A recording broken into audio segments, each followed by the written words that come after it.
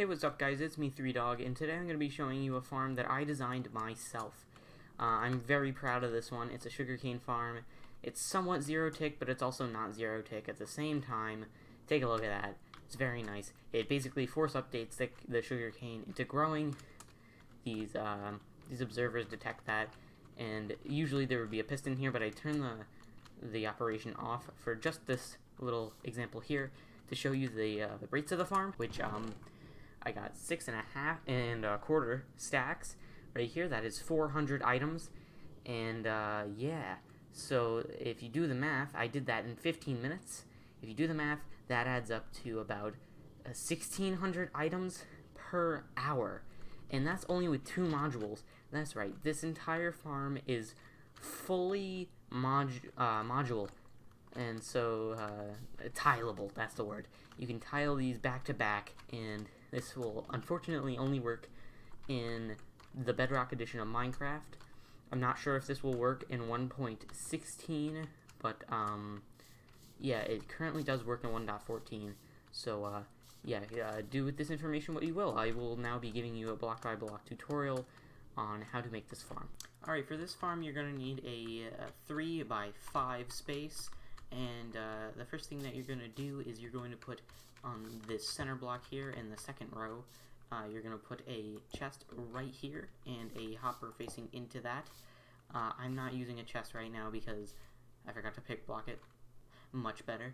Okay, so now what you're going to do is you're going to put a solid block right here. Yes, it must be solid if you plan on actually using this farm. And you're going to put a piston on top of that solid block with a rail directly adjacent to it. So let's just get a rail right here because I forgot to pick block that as well. Okay, so you're going to put the rail right here, and preferably you want to put 2 blocks adjacent to it, and they must be solid if you want to have multiple modules of this farm. But this tutorial is just going to be for one module. And then I'll show you how to make this entire farm tileable in just a minute.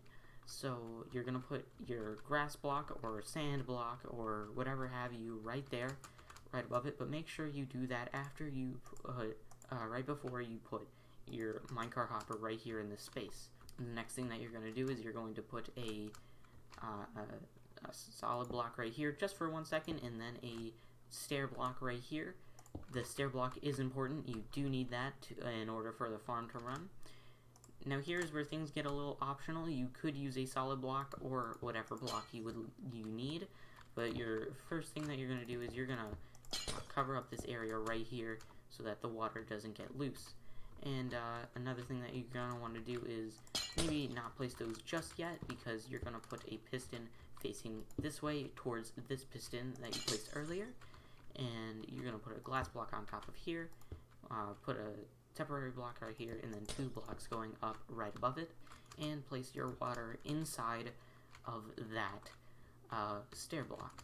Next, you're going to need a redstone torch, and you're just going to plop that right here. And do not do this before you put the water into the stair block, because then the water will not go down here, and thus you will not be able to plant your sugarcane. And speaking of, you're just going to plant your sugarcane right there. But maybe you don't want to just yet because you don't want it growing and having the hassle of having to pick it up. So maybe do not place that just yet. Okay, so the next thing that you're going to do is you're going to place an observer facing into this stair block right here, or where your sugarcane will be. And you're going to put a solid block right in the butt of that thing, and then you're going to place a redstone dust right on top, right adjacent to a piston facing this way towards your other pistons. Okay, so next you're going to make it so that when your sugarcane gets pushed in, that it cannot go anywhere else. So something like this should do pretty nicely. Sometimes it likes to go through this block and then maybe go up or adjacent to it. So we're going to prevent that by just doing something like this. And yeah, that should be quite nice for now, but we're also going to put blocks in these corners just in case a sugarcane grows loose or whatever. You can put blocks in this entire area surrounding it just to be safe. I tend to just do a formation like I did over here, and this seems to have the best results. So yeah, so blocks here, here, and here. And once you place your sugarcane on the inside of here, your farm is essentially done. But this is it in its off state. If you want to have an on and off state, you might want to consider making this clock right here and having a, if your wall is like over here, let's say, let's make a lever right here. I'm just coming up with this off the top of my head, but you can have a lever and a sticky piston, so that you can have your lever with your block facing in this way, then have your sticky piston right here, and then have your lever poke out, and this will be it in its on state, and this will be it in its off state. And the reason that is because you're going to want to place your redstone dust right here, and a repeater right here. And if you weren't quite able to follow that, you might want to pause the video in between there just to see the full complexities of this farm. And I will be putting a materials list in the description below in case you are actually planning on building this design in your survival world. Now let's see this farm in action. So I'm going to flick this lever and the farm will begin to run. And as you can see, this observer will begin to detect changes in the block state or age in that sugarcane right there. And it immediately is apparent that these two pistons are changing constantly updating this water source block, and which makes this sugarcane update consistently, and which, you know, can be detected by this observer right here, and that it sends a signal into this block, which sends it into this redstone dust, which recycles the signal and puts it right into this piston. And of course all of the items drop onto this grass block, which are being picked up by this minecart hopper, and the items go into this chest. Now that chest, that isn't connected to anything.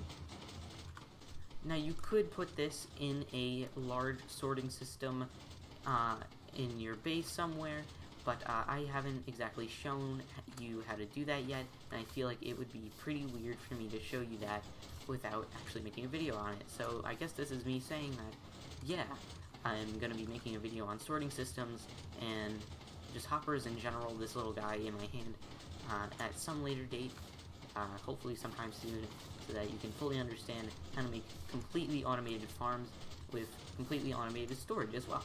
Okay, so for now we're just going to turn this farm off, or in the slow state, because the farm can still run as long as the sugarcane is in place. If you do want to, as you saw right there, if you do want to completely stop this farm from running in altogether, you might want to break this redstone block, redstone dust right here.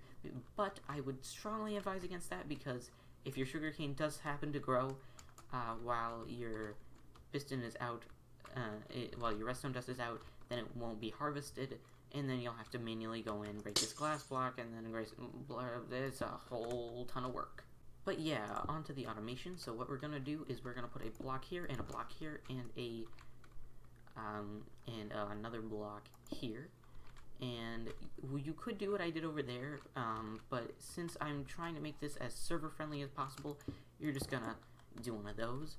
And personally, I think it's nice to have powered rails all the way across, but you don't have to. That is completely optional. It's a completely optional part of the design.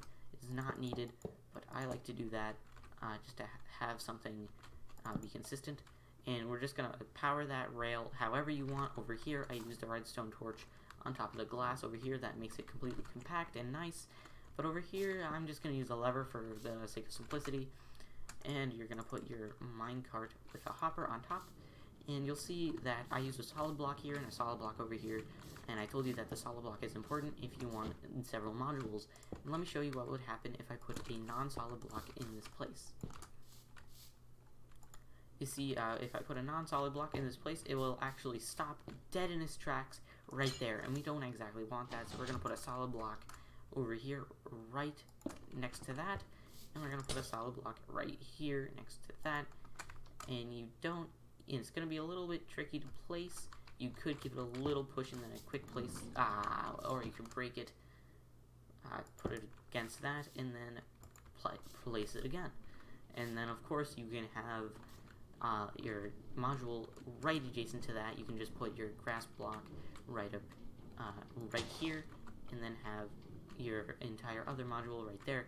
Just make sure that each and every grass block that you place is 2 blocks away from the next one.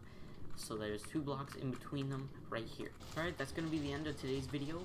Make sure to like if you like the video, and make sure to subscribe if you want more content just like this.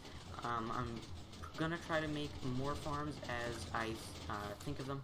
I actually designed this farm on a live stream. If you want to check out my other live streams, you can go to twitch.tv/3dog__. Make sure those underscores are in there.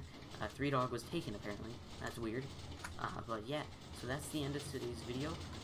Make sure you comment and tell me that if you're actually using this farm in your survival world, because I would actually like to see that. That would be a pretty nice feeling to see that other people are actually using my design in their world. And yeah, see ya. Bye.